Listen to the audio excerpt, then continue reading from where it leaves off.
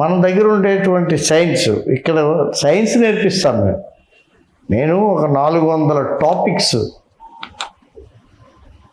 Theory చెప్తాను first. Okay. 400 topics అండి, 400 topics theory ముందు వీళ్ళకి బోధపరుస్తాను. ఆ తర్వాత లెర్నింగ్ ప్రాక్టికల్స్ తీసుకొని వస్తాను. ఆ లెర్నింగ్ ప్రాక్టికల్స్ అన్నీ అయిపోయిన తర్వాత అప్పుడు కెమెరా ప్రాక్టికల్స్ దగ్గర తీసుకొని వస్తాను. ఊరికనే నా దగ్గర వచ్చేస్తే అయిపోరండి. నా దగ్గరికి వచ్చి దాని మీద ఒక ప్రాణం పెట్టి, దాన్ని అభిమానించి, దాన్ని ప్రేమించి, కోర్సుని ఒక కమిట్మెంట్ అనే దానికి ఒక వాల్యూ ఇచ్చి వీళ్ళు ఎవరైతే నేర్చుకుంటారు, చాలామంది వస్తారు.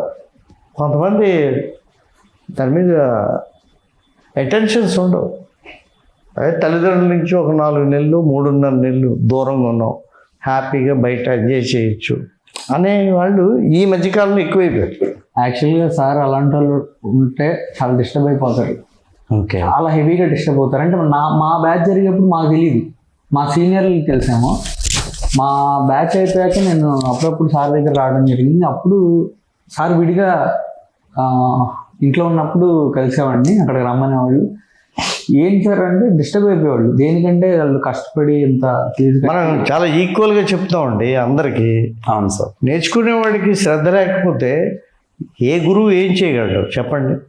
ఏ గురువు అయినా నేర్చుకునేవాడికి శ్రద్ధ లేకపోతే అతన్ని ఇదేమైనా ఒక బర్డ్కో లేకపోతే ఒక పెట్టుకో దేనికో అలాగ కుక్కి తినిపించే కోర్స్ కాదు కదా, మైండ్కి సంబంధించింది.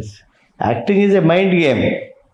ఆ మైండ్ గేమ్ ఆడాలంటే జాగ్రత్తగా అవతల స్టూడెంట్ అర్థం చేసుకొని ఆ మైండ్ గేమ్లోకి వెళ్ళాలి, కాన్సన్ట్రేట్ చేయాలి, ఏమంటే ఇన్వాల్వ్ అవ్వాలి. దాన్ని మనం చెప్పే విధానం అంతటిని బాగా డైజెస్ట్ చేసుకోవాలి.